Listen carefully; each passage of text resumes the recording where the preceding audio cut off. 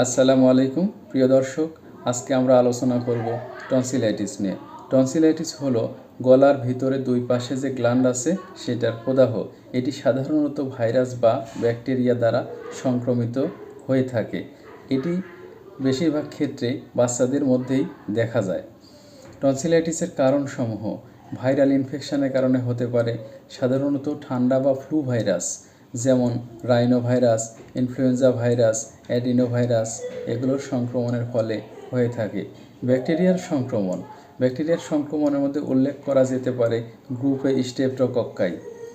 লক্ষণসমূহ গলা ব্যথা, ফোলা, গিলতে কষ্ট, জ্বর, মুখে দুর্গন্ধ, টনসিলে সাদা বা হলুদ আবরণযুক্ত, ঘাড়ে গ্ল্যান্ড ফোলা, ক্লান্তি। ধরনসমূহ অ্যাকিউট টনসিলাইটিস, সাধারণত এটি হঠাৎ করে হয় এবং কিছুদিনের মধ্যেই এটি সেরে যায়। ক্রনিক টনসিলাইটিস, দীর্ঘমেয়াদী প্রদাহ যা বারবার হয়। রিকারেন্ট টনসিলাইটিস, যা বছরে 3 বার বা তার বেশিও হতে পারে। চিকিৎসা পদ্ধতি সাধারণ চিকিৎসা, কুসুম গরম পানি লবণ মিশ্রিত করে গার্গেল করা যেতে পারে। পর্যাপ্ত পানি পান করতে হবে, পর্যাপ্ত বিশ্রাম নিতে হবে। ব্যথানাশক ওষুধ ব্যবহার করা লাগবে, কারণ এতে গলা এবং এর আশেপাশে এলাকা ব্যথাযুক্ত হয়। যেমন প্যারাসিটামল, আইবুপ্রোফেন ইত্যাদি ব্যবহার করা যেতে পারে। এবং এটা যেহেতু ঠান্ডাজনিত সমস্যা, সেক্ষেত্রে অ্যান্টিহিস্টামিন ব্যবহার করতে হবে। এবং একই সঙ্গে যেহেতু এটি ব্যাকটেরিয়া দ্বারা সংক্রমিত হয়ে থাকে ফ্রিকোয়েন্টলি, সো অ্যান্টিবায়োটিক ব্যবহার করা যুক্তিযুক্ত হবে। এবং যেটি সাধারণ চিকিৎসায় ভালো হবে না, সেক্ষেত্রে অপারেশন করা উত্তম। এবার এটা থেকে আমরা কিভাবে বাঁচতে পারি, প্রতিরোধমূলক কী ব্যবস্থা নিতে পারি সে সম্পর্কে একটু আলোকপাত করব।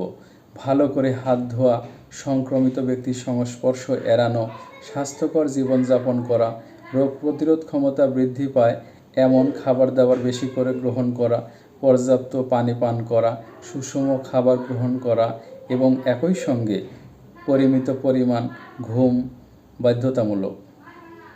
সম্ভাব্য জটিলতা, সঠিক সময়ে যদি আপনি এর চিকিৎসা করেন বা অপারেশন না করেন, সেক্ষেত্রে কী সমস্যা হতে পারে। পেরিটনসিলার অ্যাবসেস হতে পারে, টনসিলের চারপাশে পুঁজ জমে এটি হয়। স্লিপ অ্যাপনিয়া, বড় টনসিল শ্বাসকষ্টের কারণ হতে পারে। রিউমাটিক ফিভার, ব্যাকটেরিয়াল সংক্রমণ নিয়ন্ত্রণে না থাকলে রিউমাটিক ফিভারের কমপ্লিকেশন হিসেবে কিডনি এবং হার্ট পর্যন্ত আক্রান্ত হতে পারে। যা হোক, রিউমাটিক ফিভার অন্য আলোচনায় এটি সম্পর্কে বিস্তারিত বলবো।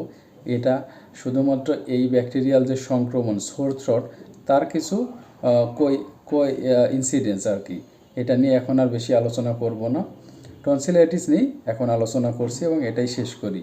টনসিলাইটিস সাধারণত হালকা এবং কয়েকদিনের মধ্যে সেরে যায়, তবে বারবার সমস্যা দেখা দিলে লক্ষণসমূহ তীব্র হয়, তাহলে ডাক্তারের পরামর্শ নেওয়া জরুরি এবং সময় মতো চিকিৎসা গ্রহণ করবেন। আজকে এ পর্যন্তই। কোনো জিজ্ঞাসা থাকলে আপনারা সচিত্তে জিজ্ঞেস করতে পারেন আমাকে। ধন্যবাদ।